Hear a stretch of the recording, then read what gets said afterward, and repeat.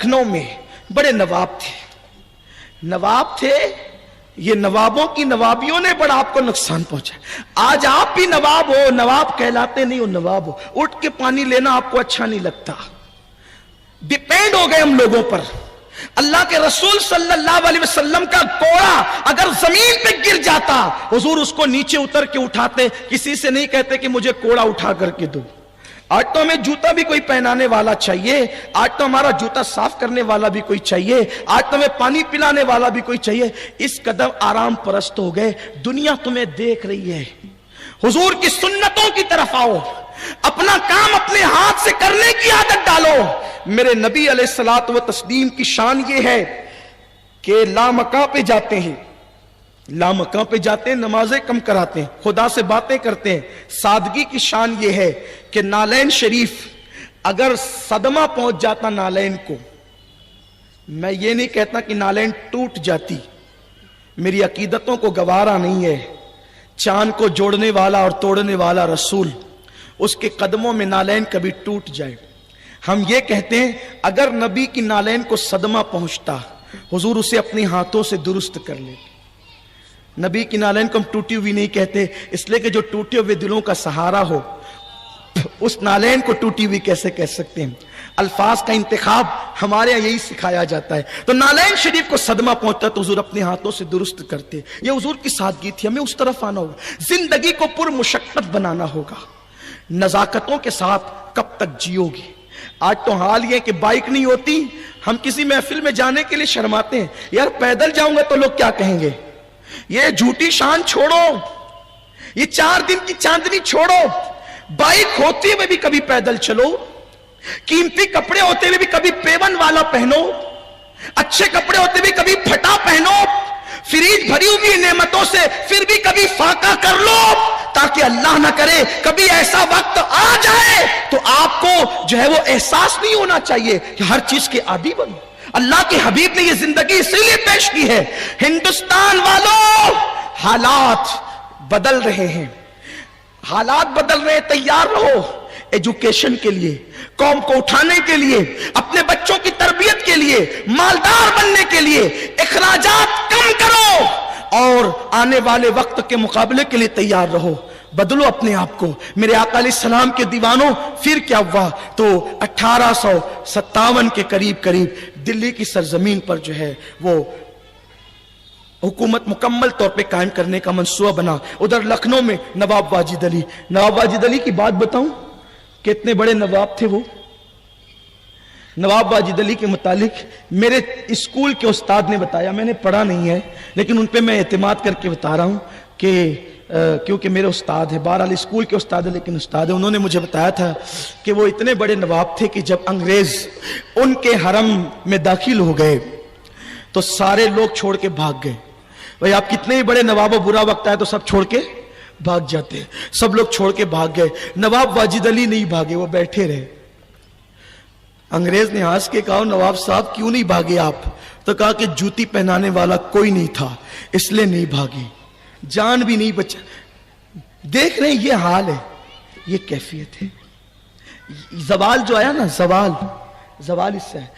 जब कोई कौम ऐश परस्त और दूसरों पे डिपेंड हो जाती है, बैसाखी के सहारे जीना मत सीखो, अपनी जिंदगी खुद जियो। मर्द आहीन होता है, मोमिन मर्द आहीन होता है। वो जहां पर एड़ी मार देता है वहां से पानी के चश्मे फूट पड़ते हैं। उसे अपने आप पर भी एतमाद होता है और अपने खुदा पर भी एतमाद होता है।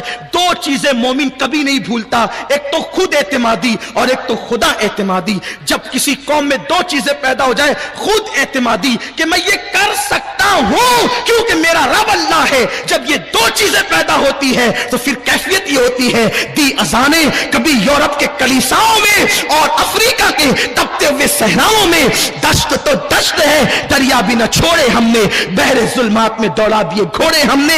हिंदुस्तान में मुस्लिम तलबा का हाल ये है, एसएससी में जाने वाले तलबा से पूछो बेटा क्या बनोगे, तो कहते हैं सैयद साहब जब रिजल्ट आएगा तब देखेंगे। तुम्हारे पास कोई मंसूबा नहीं है, जब रिजल्ट आएगा तब देखेंगे, जब रिजल्ट आएगा तब देखेंगे। नहीं, मंसूबा बनाओ कि हमें इतना रिजल्ट लाना है और हमें यह बनना है। इस वक्त पूरा मुल्क हुकूमत से रेजोल्यूशन मांग रहा है। अच्छी बात है, मांगना चाहिए, मिल जाए, अल्लाह करे मिल जाए। लेकिन मेरा ख्याल ये है और ये मेरा अपना ख्याल है, मुमकिन है कोई इससे इत्तेफाक ना करें, हम किसी से भीख क्यों मांगे? हमें इतने परसेंट दो, मांगो, अपना हक है। लेकिन उससे बढ़कर बात करना चाहता हूं, अपने अंदर इतनी क्वालिटी पैदा कर लो कि तुम लोगों की जरूरत बन जाओ। अपने अंदर इतनी क्वालिटी पैदा कर लो कि तुम लोगों की जरूरत बन जाओ। लोग तुम्हें ढूंढे कि फला कहां मिलेगा, ताकि हम उसको अपने यहां रखें, क्योंकि मुसलमान लोगों की जरूरत थे। हजरत अल्लामा फजल खैराबादी सदरुस सुदूर थे, चीफ जस्टिस थे हजरत फजल खैराबादी रहमतुल्लाहि ताला अलैह। मुफ्ती सदरुद्दीन आसूरदा सदरुस सुदूर थे, चीफ जस्टिस थे। हमारे उलमा साइंसदां थे, हमारे उलमा ज्योग्राफीदां थे, हमारे उलमा सियासतदां थे। कितने बड़े वो लोग थे, कानूनदां थे। उनकी सलाहियतों के आगे लोग पानी भरते थे। हम सलाहियत क्यों पैदा नहीं करते? क्यों लोगों की बैसाखियों के सहारे जीना चाहते हैं? हिंदुस्तान के मुसलमानों, अपने अंदर इतनी इल्मी क्वालिटी पैदा करो कि तुम मुल्क की, कौम की, सबकी जरूरत बन जाओ और बोझ मत बनो, जरूरत बनो। बोझ बनने वालों को कुचल दिया जाता है और जरूरत बनने वालों को आंखों और पलकों पे बिठाया जाता है। तो मैं अपने तलबा से, अपने ताजिरों से कहना चाहता हूं, रेजोल्यूशन मांगना चाहिए बिल्कुल, लेकिन कौम की जरूरत बनो। तो फिर ये हुआ हजरत बहादुर शाह जफर के दौर में, जिनका लक़ब तारीख में साहिब आलम आता है, उस बादशाह के दौर में हिंदुस्तान की सरजमीन पर जो है वो एक माहौल बन गया। लेकिन उस वक्त हिंदुस्तान की खुशनसीबी ये थी, अब बात एंड की तरफ ले जा रहा हूं, खुशनसीबी ये थी कि उस दौर में बेदार मग़ज़ उलमा मौजूद थे। एक अंग्रेज अपनी याददाश्त की डायरी में लिखता है कि इनकलाब 1857 में बहुत कलीदी रोल अदा करने वाले का नाम फजल खैराबादी। ये अलवर में थे, अलवर छोड़कर दिल्ली आए और दिल्ली आकर बहादुर शाह जफर के किले में फिर वो रुकन बन गए इनकलाब के। मौलाना कह रहे थे इनकलाब को लोग गदर कहते हैं, गदर यानी धोखा फरेब। अंग्रेज, दरअसल ये बात अंग्रेज ने कही है, हम उसको इनकलाब कहते हैं, वो उसको गदर और फरेब कहते हैं। और इतना झूठ बोलो, इतना झूठ बोलो, इतना झूठ बोलो कि झूठ लोगों को सच लगने लगे। वो किसी ने कहा है ना कि इतना खूबसूरत था लिबासे लफ्जो उस तकरीर का, लोग देर को समझे और सवेरा हो गया। और एक मजीद उससे पहले का शेर है कि करेला जब नीम चढ़ा तो और मीठा हो गया, इस तरह से किसी ने कहा है। और वो झूठ इस फन से बोला कि लोग सच समझ लगे, यूं कुछ मजमून है उसका इस वक्त मेरे जहन में नहीं आ रहा है। तो बहरहाल झूठ इतना बोलो कि लोग उसको सच समझने लगे। तो गदर गदर गदर गदर, इतना गदर गदर उन गद्दारों ने कहा कि लोग इनकलाब को भी गदर कहने लगे। तो फजल खैराबादी उस महफिल के रुकन थे। और फिर दिल्ली की जामा मस्जिद से सबसे पहले फतवा दिया गया जिहाद का, अंग्रेजों के खिलाफ लड़ो और इन तन के गोरे मन के काले अंग्रेजों को मुल्क से बाहर करो। अब जाहिर सी बात है, ये मुसलमानों ही की मस्जिद थी, फतवा मुसलमान ही देते हैं, उलमा ही देते हैं। और जुमा की नमाज के बाद ये फतवा पढ़ करके सुनाया गया। फजल खैराबादी ने उस दौर के उलमा से दस्तखतें ली और फिर ये फतवा आगे फैला तो एक तहरीक बन गई और इनकलाब की आवाज बुलंद हुई। एक बात अर्ज करना चाहता हूं, तवज्जो आपकी है। आजकल कुछ लोग ये कहते हैं कि आजादी की जंग में मुसलमानों का कोई हिस्सा नहीं। हम ये कहते हैं कि 1857 की जंग को हिंदुस्तान वाले क्या कहते हैं? जंग इनकलाब। इनकलाब, इनकलाब, इनकलाब। जरा ढूंढ लो ये इनकलाब किस लुगत के अल्फाज हैं। जब हम जंग में नहीं थे तो ये इनकलाब कहने वाला कौन था? इसलिए कि जब मुसलमान नहीं होगा तो फिर उस इनकलाब का कोई। और बात यह भी है कि उर्दू को मिटाने के लिए बहुत बात चलती है, लेकिन बहरहाल किसी भी जबान में तकरीर करने वाला हो वो इनकलाब को इनकलाब ही कहता है। आज तक इसका बदल लोगों को डिक्शनरी में मिल ना सका जो इनकलाब की मुकम्मल तर्जुमानी कर सके। एक और दूसरा ये कि इनकलाब मतलब बदलाव, चेंज, तब्दीली। इनकलाब को इनकलाब इसलिए कहते हैं कि इनकलाब कल्ब मुनकलिब, ये जो चीजें हैं ना ये हम मानी है, और इनकलाब बदलाव, तब्दीली, मुनकलिब बदलने वाला, कल्ब बदलते रहने वाला। तो चूंकि इनकलाब दिल वालों से आता है, इनकलाब अहले दिल से आता है, अहले दिमाग से नहीं आता। अहले दिमाग सोच पेश कर सकते हैं, थ्योरी पेश कर सकते हैं, इनकलाब बदलाव नहीं ला सकते।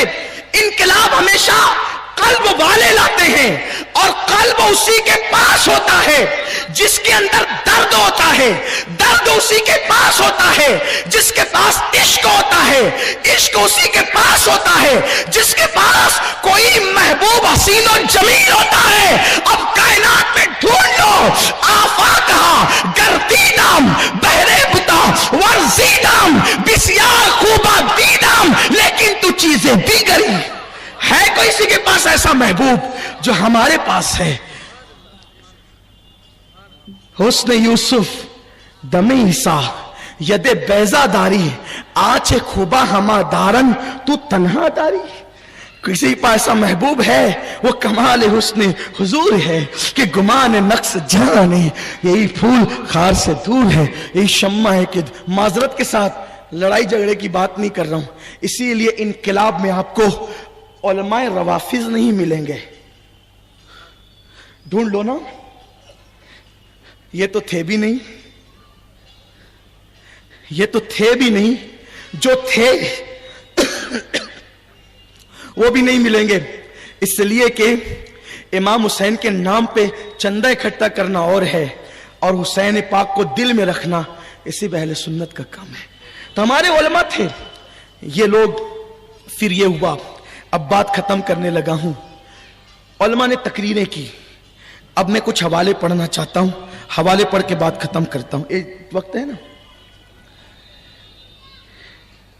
और हवाले अब उन मौर्रिखीन के पढ़ूंगा जो मौर्रिख मुस्लिम नहीं है, गैर मुस्लिम मौर्रिखीन है।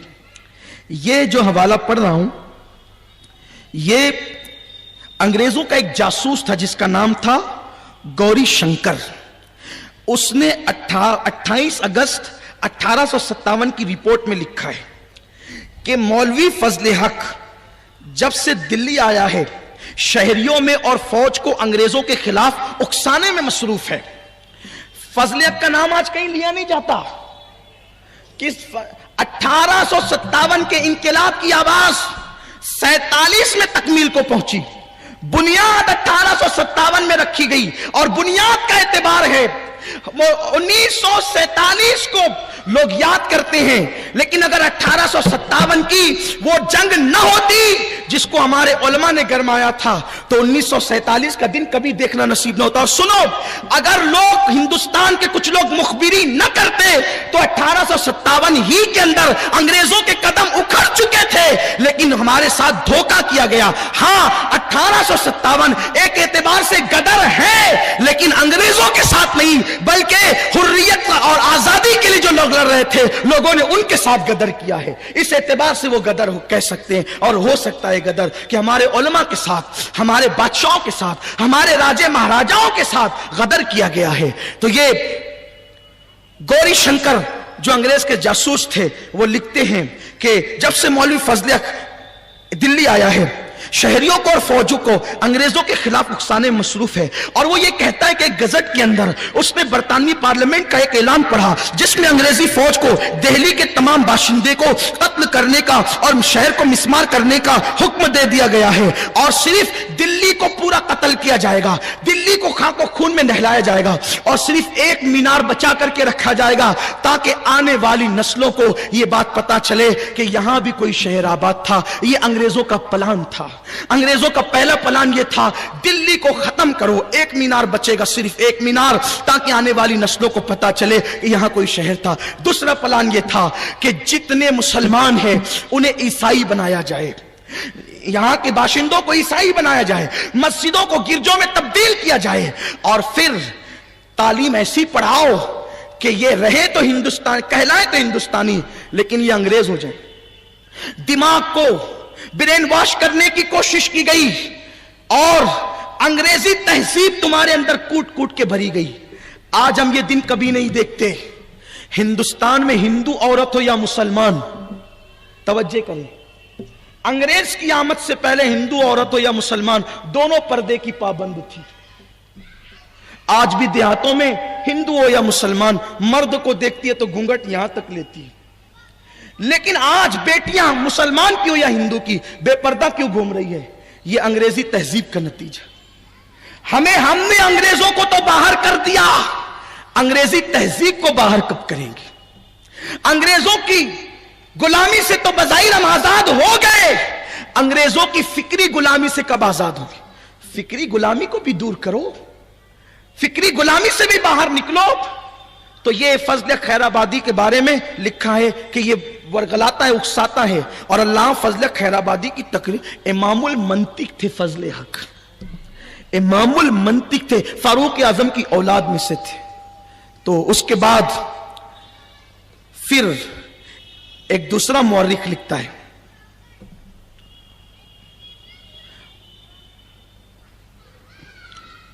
مورخ کا نام ہے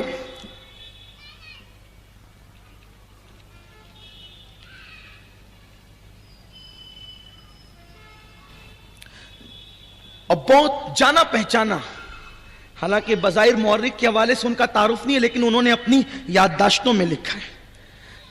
حضرت